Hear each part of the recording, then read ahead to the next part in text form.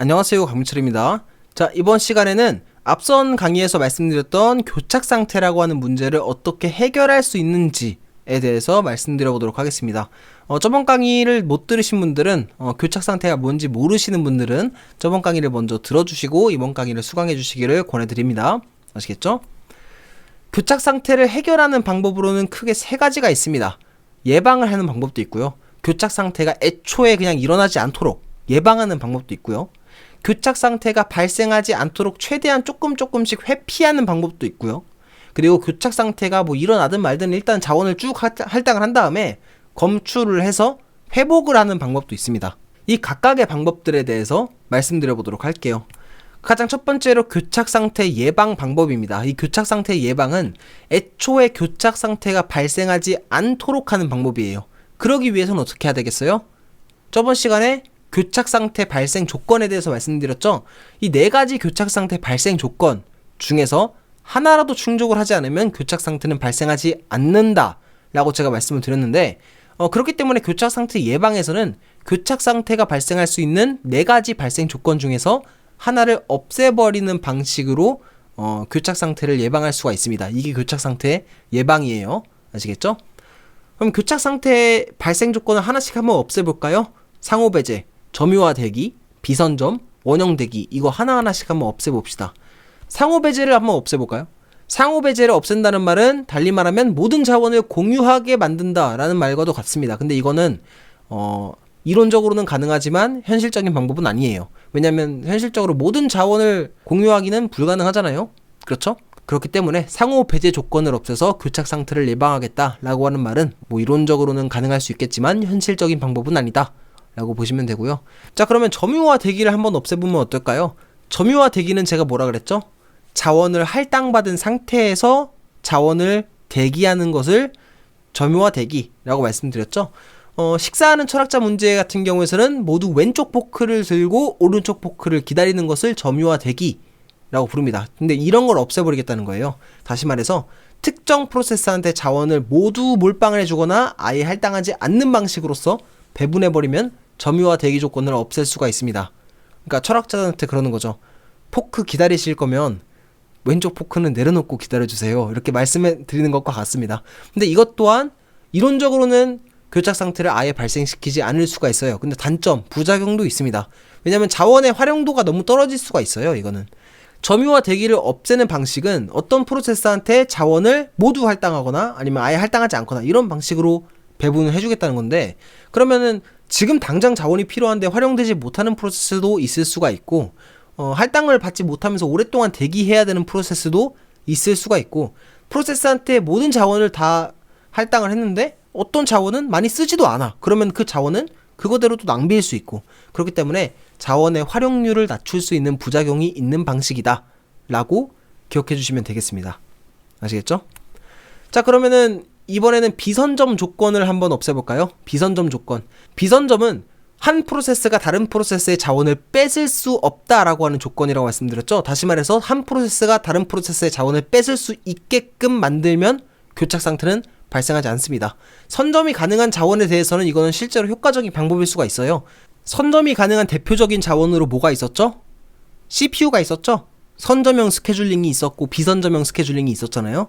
타임아웃 인터럽트라고 하는 걸 활용해서 각자의 우선순위에 맞게 차례대로 돌아가면서 CPU를 이용을 했었죠. 그쵸? 그리고 이렇게 선점이 가능한 자원에 대해서는 효과적일 수 있겠지만 안타깝게도 모든 자원이 선점할 수 있는 것은 아닙니다. 다시 말해서 한 프로세스의 작업이 끝날 때까지 다른 프로세스는 이용할 수 없는 자원들도 얼마든지 많이 있을 수가 있어요. 뭐 예를 들어서 뭐 한 번에 하나의 프로세스만 사용할 수 있는 프린터가 있다라고 가정했을 때 한 프로세스가 지금 프린터를 쓰고 있는데 다른 프로세스가 그걸 뺐으면 곤란하겠죠. 그렇죠? 그렇기 때문에 이거는 선점이 가능한 자원에 대해서는 효과적이지만 범용적인 방법은 못 된다 라고 기억해 주시면 되겠습니다. 아시겠죠? 자, 그럼 마지막 교착 상태 발생 조건인 원형 대기 조건을 한번 없애봅시다. 원형 대기 조건은 자원 할당 그래프에서 원의 형태로 서로가 서로의 자원을 기다리는 꼴을 원형 대기라고 말씀드렸죠. 그렇죠? 자, 원형 대기를 없애려면 어떻게 해야 될까요? 원형 대기를 없애는 방법은 생각보다 간단합니다. 모든 자원에다가 번호를 붙이고 그 붙인 번호의 오름차순대로 자원을 할당하면 원형 대기 조건은 절대로 발생하지가 않아요. 예를 들어 볼까요? 예를 들어서 아까 전에 식사하는 철학자 문제를 아까 전이 아니라 녹음을 아까 전에 했고 저번 강의에서 식사하는 철학자 문제에서 포크에다가 번호를 붙이는 거예요. 1번 포크, 2번 포크, 3번 포크, 4번 포크 이런 식으로. 그리고 철학자들한테 낮은 포크에서 높은 포크로만 집도록 요구를 하는 거예요. 그러면 1번을 들고 2번 들 수 있겠죠? 그러면 2번 들고 3번 들 수 있겠죠? 3번 들고 4번 들 수 있겠죠? 4번 들고 5번 들 수 있고 5번 들고 1번은 못 들겠죠? 그쵸? 자, 그러면 원형 대기 조건은 발생하지가 않습니다. 이건 마치 동그란 테이블이 아니라 일렬로 된 식탁에서 식사를 하는 것과도 같습니다. 이런 경우에는 모든 철학자가 포크를 들어도 크게 문제가 되지 않겠죠? 동시에 들었다고 해도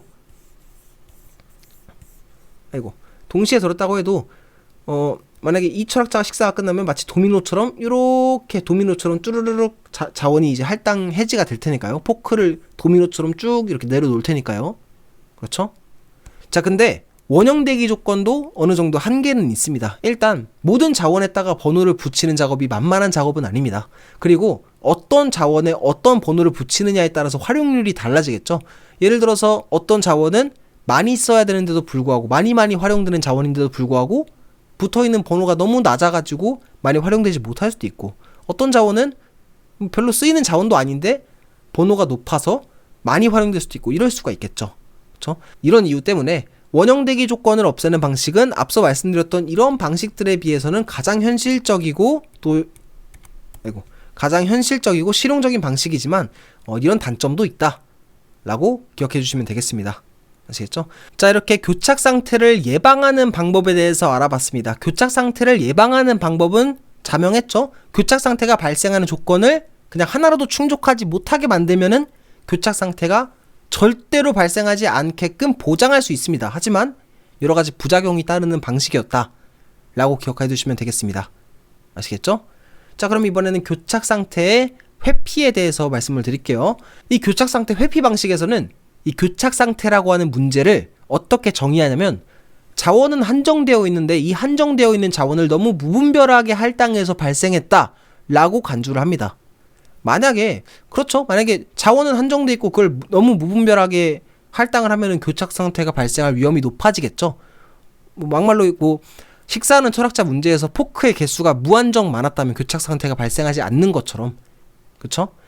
그래서 한정된 자원 하에서 무분별하게 자원을 할당하지 않는 방식, 다시 말해서 교착 상태가 발생하지 않을 만큼 조심조심 할당하는 방식을 교착 상태 회피 방식이라고도 부릅니다.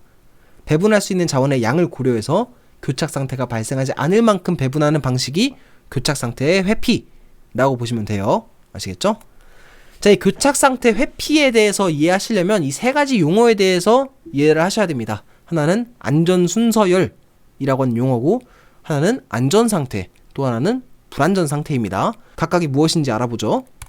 안전순서열은 교착 상태 없이 안전하게 모든 프로세스들한테 자원을 할당해 줄 수 있는 순서를 의미합니다. 예를 들어서 현재 컴퓨터 시스템에서 프로세스 A, B, C가 동시에 실행 중에 있었다라고 가정을 해보죠. 이런 상황에서 만약에 프로세스 A한테 자원을 할당하고 B한테 할당하고 C한테 할당하면 교착 상태가 발생할 수 있지만, 프로세스 B한테 할당하고 C한테 할당하고 A한테 할당하니까 교착 상태가 발생하지 않네? 그러면은 B, C, A가 안전순서열이 되는 겁니다. 또 예를 들어서 프로세스 C한테 할당하고 B한테 할당하고 A한테 이 순서대로 할당하니까 교착 상태가 발생하지 않네? 그러면 C, B, A가 안전순서열이 되는 겁니다. 이런 식으로 교착 상태 없이 안전하게 모든 프로세스들한테 자원을 할당할 수 있는 순서를 안전순서열이라고 부릅니다. 안전상태는 교착 상태 없이 모든 프로세스가 자원을 할당받고 종료될 수 있는 상태를 의미하고, 불안전 상태는 그 반대를 의미합니다.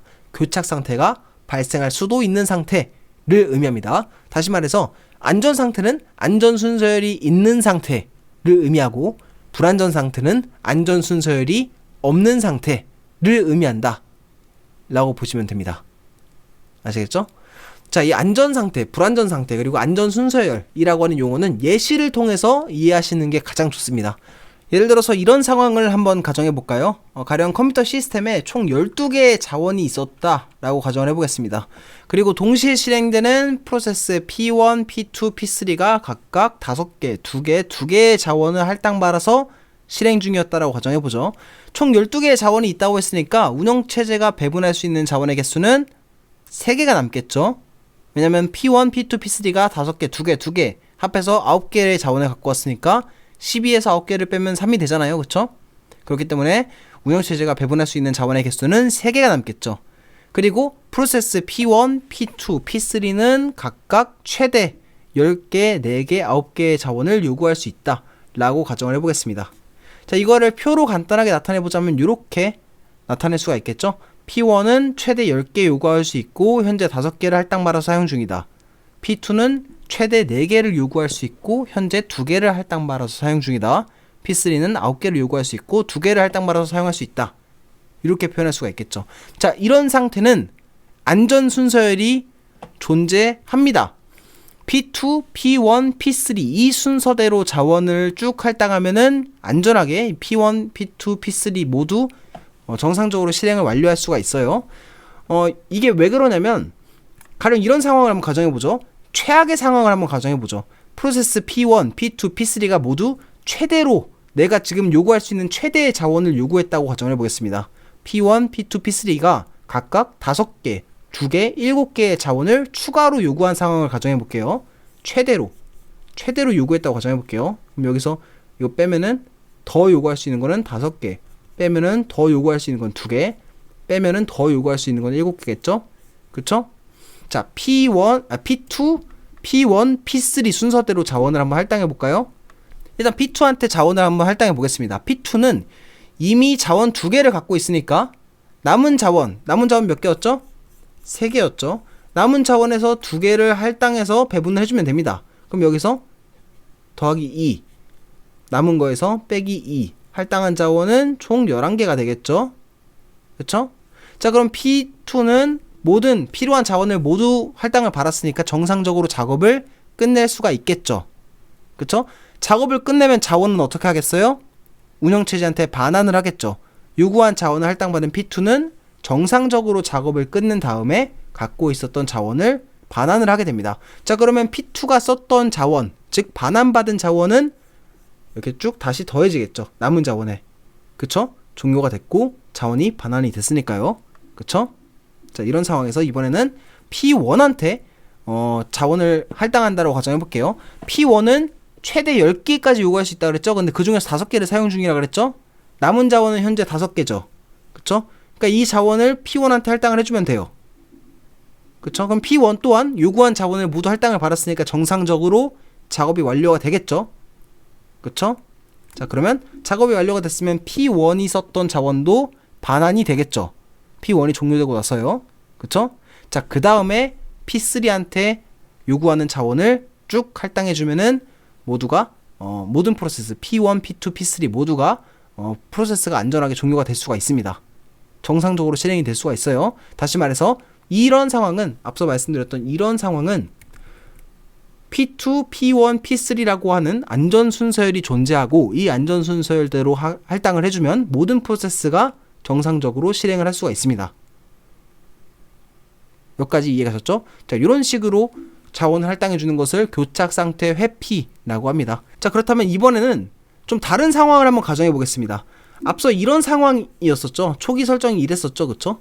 자, 여기서 만약에 운영체제가 P3한테 자원 하나를 선뜻 내줬다라고 한번 가정을 해볼게요. 그럼 이렇게 되겠죠.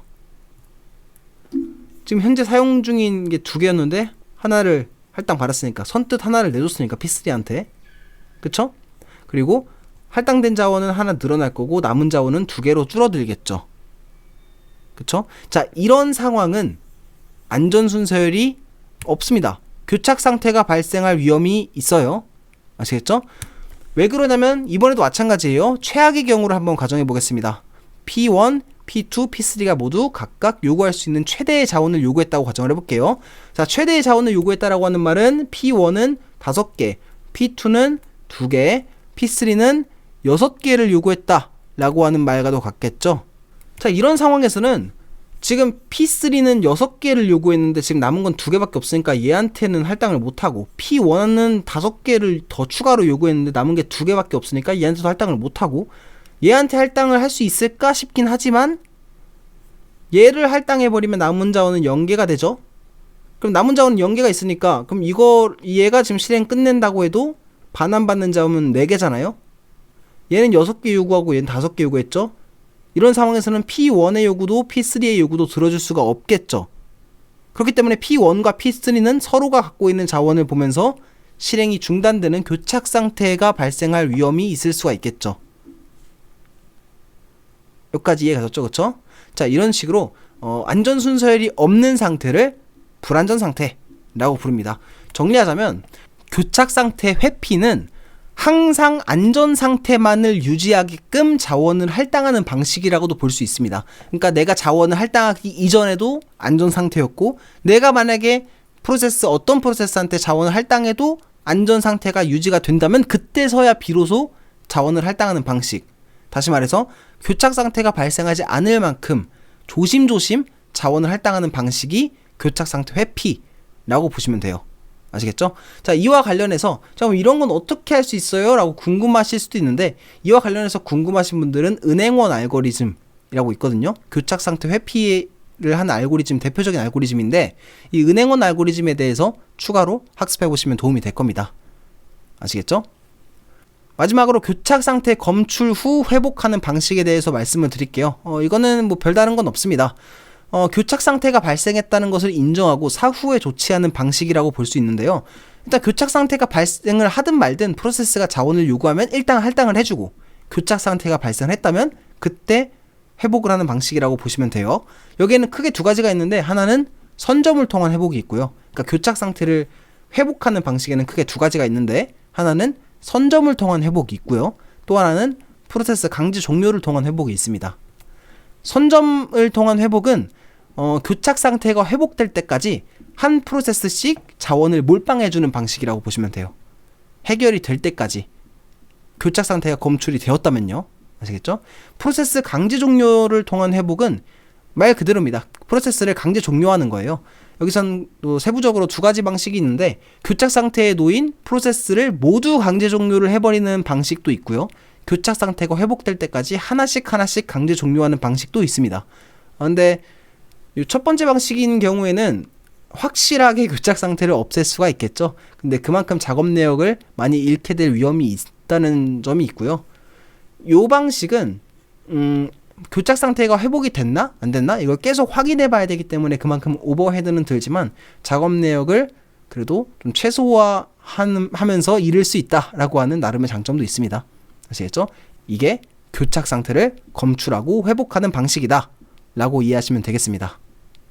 마지막으로 강의를 마치기 전에 그냥 여담으로 말씀을 드리자면, 지금까지 교착 상태를 해결하는 다양한 방식에 대해서도 말씀을 드렸지만, 사실 교착 상태를 그냥 무시해버리는 방식도 있기는 합니다.